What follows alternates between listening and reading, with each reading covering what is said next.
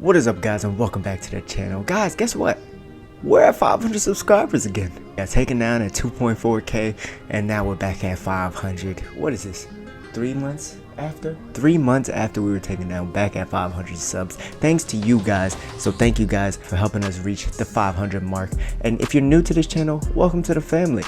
You're watching Nwadei MMA, the daily series where I break down everything going on in the MMA community and give you my thoughts, but more importantly, ask for your thoughts, as you guys are the MMA community itself, right? We also give our immediate reactions, we give our live reactions, post and pre-fight breakdowns, along with prediction videos for upcoming fights and boxing events. And as of recently, we have started covering one championship as well. So in this video, we're going to talk about UFC 289, Amanda Nunes versus Irene Aldana. However, maybe the biggest takeaways from this card: Charles Oliveira coming back in brutal fashion with his knockout win over Beneil Dariush. An upset for many, upset for most, including myself. So without further ado, let's go ahead and get right into it. However, guys, if you are looking for more One Championship content, I will be posting the recap for their latest event, one on Prime 11 as well. That will probably be the next video, so go ahead and stay tuned for that as well. This is Nwadei.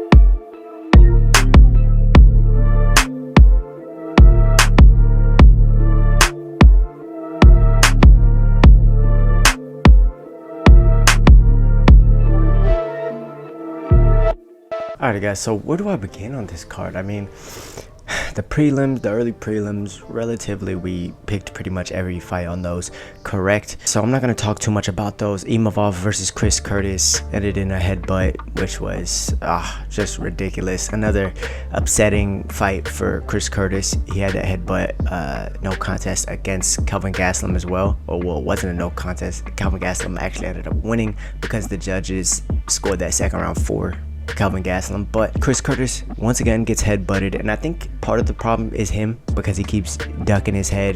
He's used to those boxing exchanges, and he's used to really barreling down and throwing those hooks at incoming traffic, and that's why he keeps getting head-butted. But it is frustrating for him. Don't know where he goes next from here. Imavov was kind of winning the fight, however, a fight's never over till it's over, so I'm curious on if they're gonna run that one back, or if Chris Curtis is just gonna move on to the next opponent and Imavov's gonna move on to the next opponent. That's interesting. What are your thoughts on that? But getting into this main card, we had a very interesting fight in Marc-Andre versus Eric Anders, both grinding machines. However, Marc Barrios showed that he could fight from the outside a little bit too as well. That was very interesting to see, and of course we predicted that correct as well. Dan Ige got the win against Nate Landwehr in a pretty sound fashion. I mean, he really didn't take much damage in that fight, and it went pretty much the way we thought it was gonna go, right? He stayed on the outside. He picked apart the less technical Nate Landwehr. He didn't get into too much of a dogfight with Nate Landwehr. He hurt Landwehr multiple times. I mean, there was times where I thought he wasn't even gonna continue. I believe that was in the first round, maybe second, to where Nate Landwehr got up, and it was just right at the end of the round to where it was like, is he okay? Is he really okay? But Dan Ige got it done. I would assume that he's going to be fighting top 10, top 5, maybe even next. That's 2 wins in a row for him, right? That's 2 wins in a row for Dan Ige. Big win in the featherweight division. He proved that he does belong in the rankings, and you know, it'd be really cool to see a Bryce Mitchell versus Dan Ige fight. I think that would be very cool. Bryce Mitchell is coming off that Ilia Topuria loss. I believe he had a fight scheduled, and then he just had to pull out of it again. But Dan Ige versus Bryce Mitchell, that's not a bad fight. What do you guys think about that? Next, we have a new star in Canada, guys. Or Canada, in the UFC. We have a brand new star named Proper Mike Malott. What a guy. What a guy. I mean, talk about at the weigh-ins, right, when he was just absorbing the fan energy. And there's something about a fighter when they could really live in the moment, right, and they can hype up a crowd, they can take in the fans' energy and just radiate it off of themselves, and people really connect with them. It's like that Conor McGregor energy. It's a little bit of that Sugar Sean O'Malley energy, although I think Conor McGregor definitely had a bigger following and a bigger cult following, kind of. It's the John Jones energy, to where fans just, they love these guys, and these guys are proper dudes, proper I'm gonna party with you, and just fun guys to be around. And Mike Malott is one of these guys, and I was doubting him a little bit going into this fight against Adam Fugit. Adam Fugit generally has really good striking. I don't know what the hell that was in this fight. He was throwing a lot of blank head kicks, which were borderline stupid. And you know, I think that Fugit kind of gave Malott this win a little bit, because I mean, let's not get it twisted. Malott did what he needed to do, and he ended up choking out Adam Fugit, and he looked really good on the feet. I mean, better than we've ever seen, honestly. He used to look a little hesitant, like he didn't want to get in there and really scrap, but this time he was standing on the outside. He wasn't too eager to come forward. He wasn't really running away either. He was just letting whatever came at him come at him, defending it how he should, and he picked Adam Fugit apart, and that was a big performance for Mike Malott, proper Mike Malott, and fans love him. He's a new star. What are your guys' thoughts on him? And now, Charles Oliveira versus Beneil Dariush. Dude Bronx is back, guys. A champion has a name, right? Charles Oliveira, has he ever missed on the mic after a win? Has he ever really missed? I think him, Conor McGregor, maybe Michael Chandler. Those are the three guys who have really never missed after a win on the mic, post-octagon interview, talking about just walk-off interviews, getting the fans ready for their next fight, just really killing it on the mic. Charles Oliveira is one of these guys, and most of the time he's speaking in Portuguese. However, now he spoke a little bit of English, and even though we could barely understand him, this dude is a massive star. I mean, I can't even tell you how big he is in Brazil. I would have no idea, but he's huge, obviously. Murals, portraits, statues, whatever he has, all in Brazil. He's huge in Brazil. But the fact that he's also huge in the US, he has fans all around the world. This guy is a very, like, proper Mike Malott, a proper star, right? Not only that, but he also has one of the best legacies ever in the UFC lightweight division. Look, yes, he has losses, right? Khabib didn't have losses. But you could arguably compare their legacies, couldn't you? I mean, we judge our champions based off of their wins, not their losses, based off who they beat and how they beat them. Streaks, yeah, they play a factor. Undefeated records, yeah, they play a factor, but it's more about who you fought rather than, you know, if you're undefeated or not. I mean, in my book, Demetrius Johnson, he's been defeated, but he's the greatest of all time. TSP, he's been defeated, he's top 3 greatest of all time. It's about their streaks, it's about what they did in their prime, rather than, you know, that undefeated record, right? So I would say, personally, so far, that Oliveira and Khabib are relatively equal in their legacies. I think Khabib just had more dominant performances, less challenging performances, to where it's like, okay, maybe he is the better fighter, right? But now if Charles Oliveira fights Islam Makhachev next, post this Beneil Dariush fight, and beats him, setting him up for a trilogy, how can you not say he has a greater legacy than Khabib Nurmagomedov, right? Now, that's just one man's opinion. Y'all can let me know y'all's thoughts in the comments down below. But along with that, just the way he beat Beneil Dariush, guys, Charles Oliveira was going for a takedown early after getting leg kicked, after kicking Beneil's head and whatnot. He was going for a takedown, couldn't get it, pulled guard immediately started attacking. Beneil Dariush did a good job of obviously escaping everything. Was he attacking to try and actually finish? Or was he attacking with a plan in mind? I mean, Charles Oliveira, something seemed weird, right? Something seemed a little off when Beneil Dariush finally stood up, right? He was a little fatigued.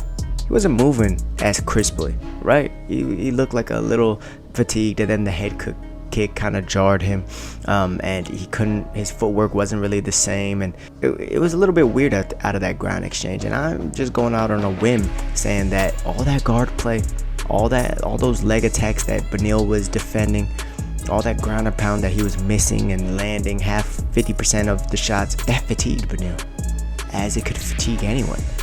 And honestly, if you think about it, Beneil, Islam, their ground game is relatively the same. Islam might have better takedowns than Beneil Dariush, but relatively the same nonetheless. I don't know if this second time around he's going to want to take Charles Oliveira down again, because he didn't really have success on the ground with him. When he was in his guard, he was just defending the whole time. So I don't think that's going to be his game plan. But game plan is probably going to be to use his wrestling to stay on the feet and outstrike Oliveira like he did the first time. And if he hits him hard and drops him, then capitalize on it. But Oliveira, this is new Bronx. It seems like he's back, because I didn't think that was the real Oliveira either against Islam Makhachev. Oliveira said he didn't even watch the fight. It wasn't him. He has nothing to learn from it. I think more people should start taking this approach when it's just an off night, right? Don't overthink things. This reminds me a little bit of Anthony Pettis when he first lost to Rafael dos Anjos, and then he changed everything about the way he trained.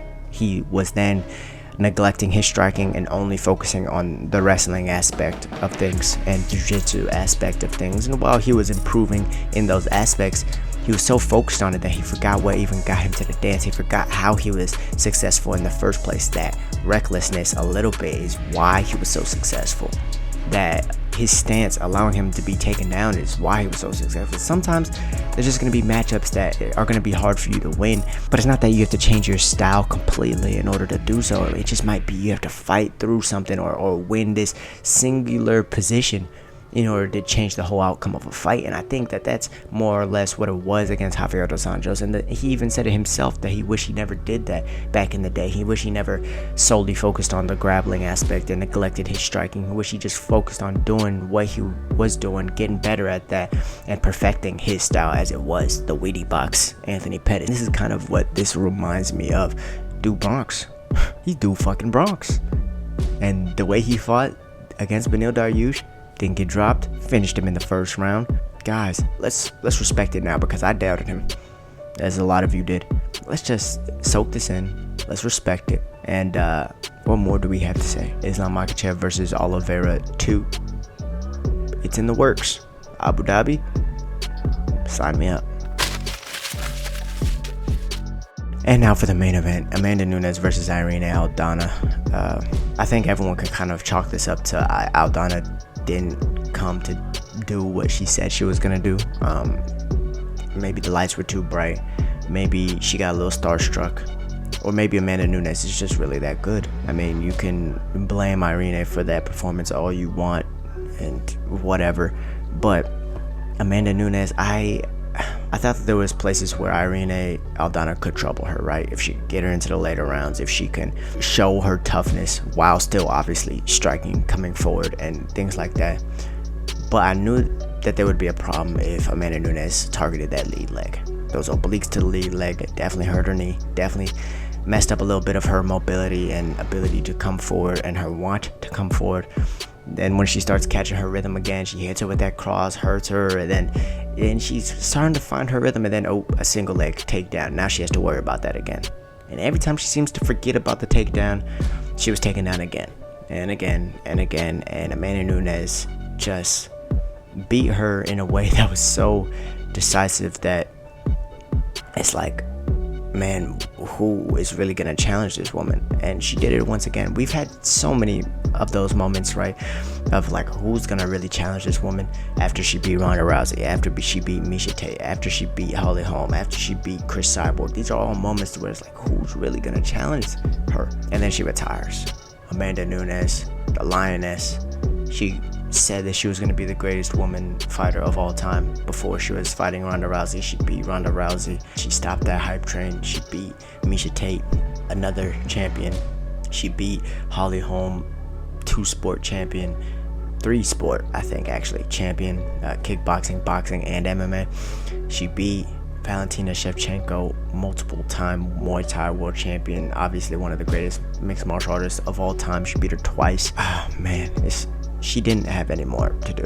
You can say she would fight Juliana again, then the haters will say she's running from Juliana. But at the same time, alright, she lost the first match. She lost it in really an embarrassing fashion, to be honest. But then comes back, beats her 5-0, drops her multiple times, beats her on the ground as well, controls her on the ground, beat her really everywhere. And that's the way you do it, right? One and done. you proved that you can do that, that you could beat them. Is there any more really left for her to do? And I don't think so. I think that retirement was always a thing, and I was kind of wondering when she was going to retire, because there's nothing left for her. I mean, the featherweight division doesn't even exist anymore, so she's only defending bantamweight, right? And she's gone. Amanda the Lioness Nunes. I'll never forget that woman, and none of us ever should. The greatest women fighter of all time, one of the greatest mixed martial artists ever to exist on this planet. Kept getting better even until this fight. I think this is the best she's looked as well. Only getting better. What an absolute specimen. Guys, thank you for watching this. Thank you for watching the recap of UFC 289, Nunes versus Aldana. Let me know your thoughts, guys, as always, and don't forget to like, share, and subscribe. Guys, make sure you stay safe, stay blessed, and I'll see you guys in the next one. Peace.